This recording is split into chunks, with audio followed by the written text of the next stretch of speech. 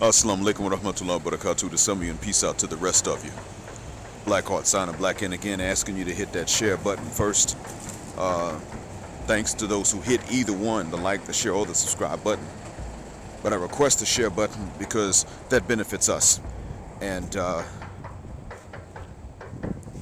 really, we all need this. And I want to point something out in this case that's not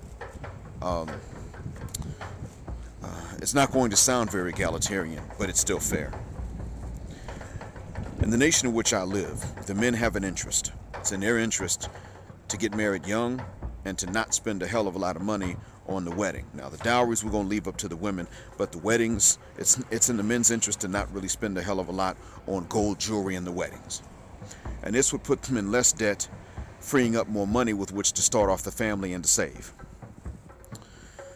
It's in the women's interest to collect as much of a dowry and to have as expensive of a wedding as possible, and to collect as much jewelry on top of the dowry as possible. That being said, Assalamu alaikum. Sawbona Baba. I'm Johnny Wenner. Oh, thank you, man. Ngiyabonga. You got your bola kukubona foot.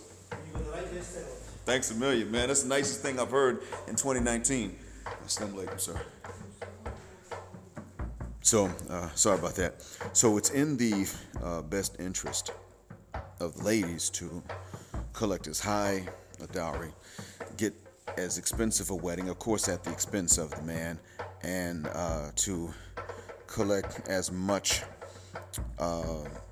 jewelry as possible, regardless of the debt into which the husband must then go, and regardless of how much money that then ties up that could have otherwise been used for them to start off their family.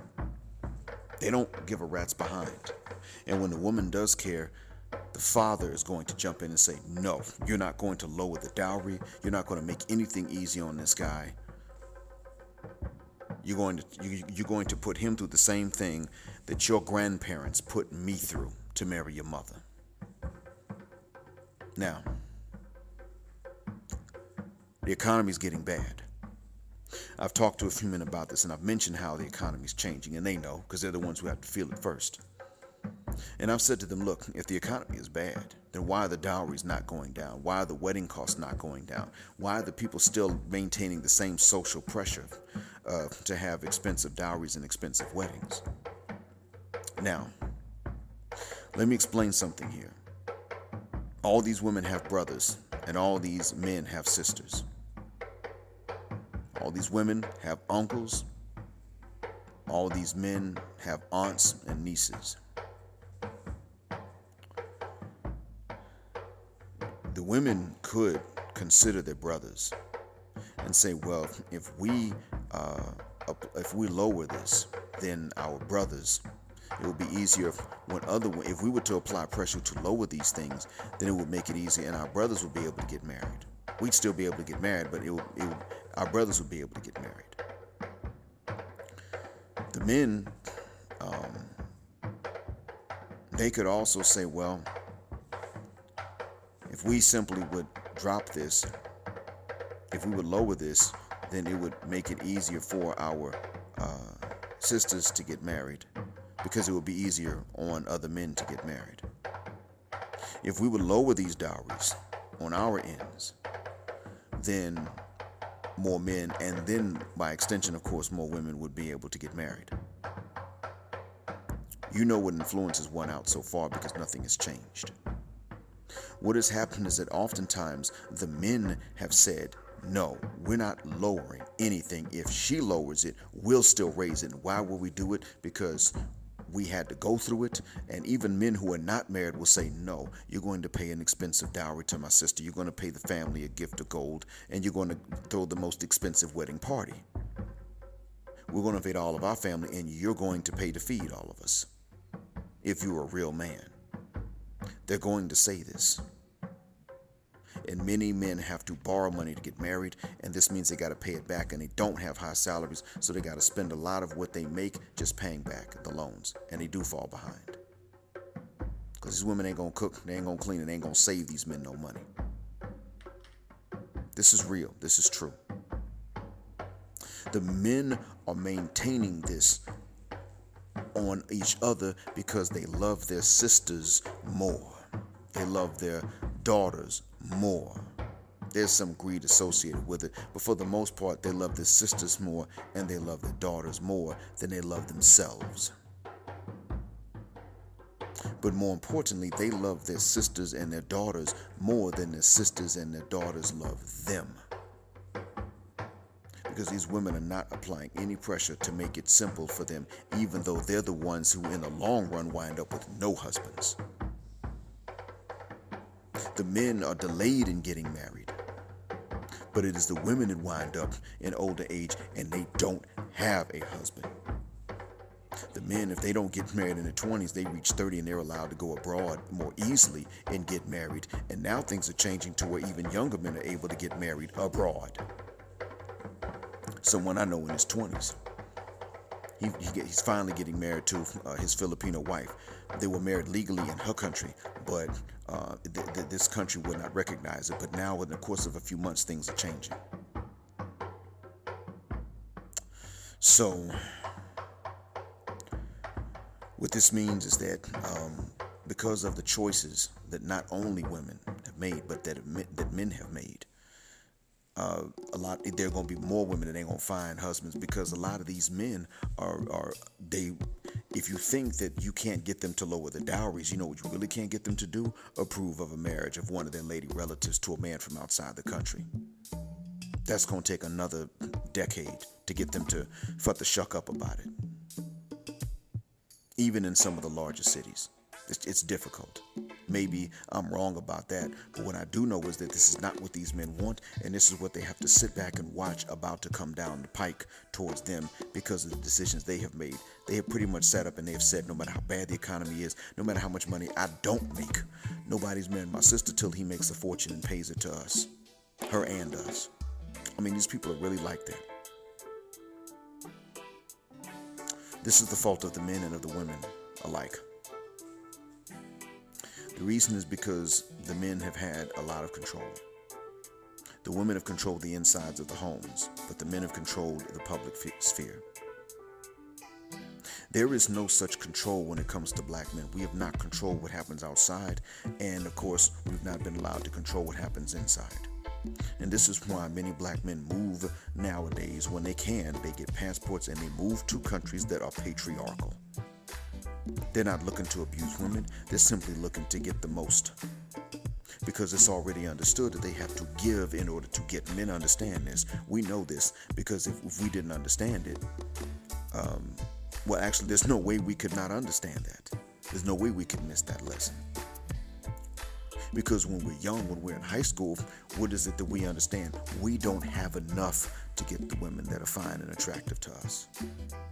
We learn that lesson first. So now we understand you got to give to get.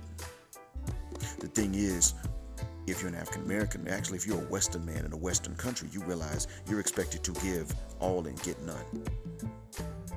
And that there's some guys out there who are getting all and giving none. And you're expected to foot the bill for them. And some of them have even said, we need simps because they pay the pussy price on our behalf. Some of them have said this on YouTube. So, this being said, when things fail between genders elsewhere, you can, of course, blame white supremacy, but you can also blame both genders.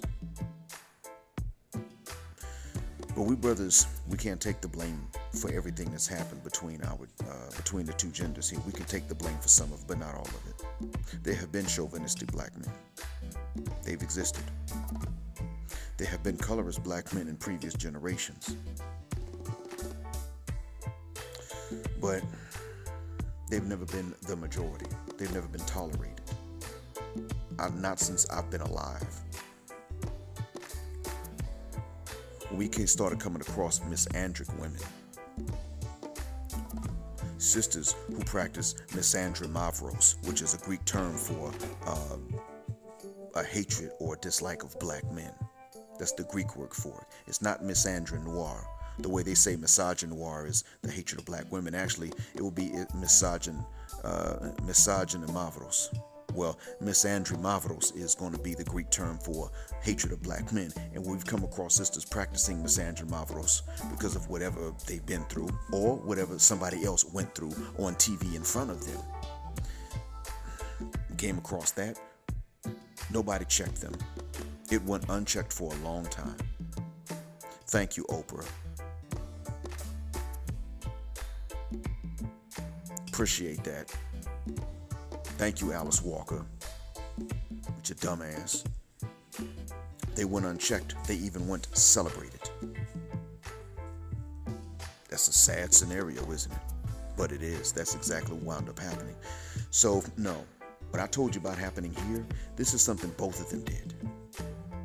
Both of them simply held custom up and some idea of honor and social pressure to the point that they made marriage too difficult, and now they're going to lose it. Both genders did this. They played their parts. When it comes to us, I can't sit up and say brothers did X, Y, and Z. Because brothers have always been a mix, the good, the bad, and the in-between. We've always been that way. We've never had the power.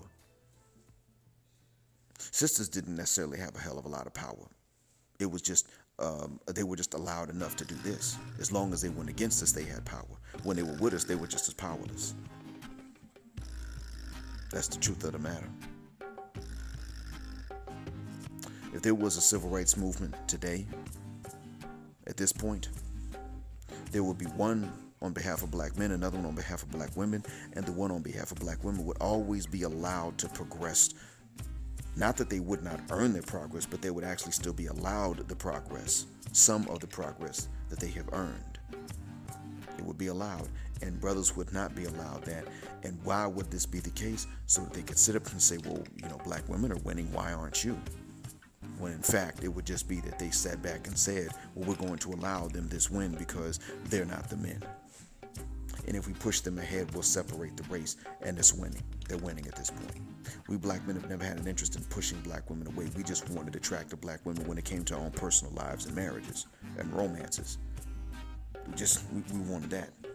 And what we considered to be attractive varied a hell of a lot from man to man. What sisters wanted was the same 13, 14% of men. And they wanted the rest to pay. That's what we've really been dealing. That's the crux of what we've been dealing with. And they've not been honest about it either. And we've had to figure out stuff. And a lot of sisters want to say, why is it always about sex with y'all? Well, that's because God made it about sex for both genders. I mean, that's how the population keeps going. But then they want to turn around and use that to shame the men that they don't find attractive, because most of us can't be in that 13 to 14%. We have to be in the 86 to 87%. That's why. They only ask you that when you're in when you are in that normal 87 or 86%, or if you're in the unattractive 13 or 14. They'll ask you in those cases, but when you come out of that 13 to 14%, they don't ask you, why does it always have to be about that? They don't question that about you. And not only that, you don't even have to, when you come from that small pool, you don't even have to necessarily negotiate, because they're out here just throwing it at you. Whatever price that it comes with has been paid by some other man. So we're dealing with a completely dysfunctional scenario. So since black folks have loved to point at other races and say that they always have this stuff together even when they don't, let me go ahead and use this as an example of a race that doesn't have it together. They just got a little bit more together than we did. That's all. Let me just put it to you like that. Since you always want to say, oh, they got their stuff, you want a comparison between us and somebody else, here you go. They don't have it together. I hope that this has been a benefit and you learn from this. Black Horse signing, black out. Assalamu alaikum.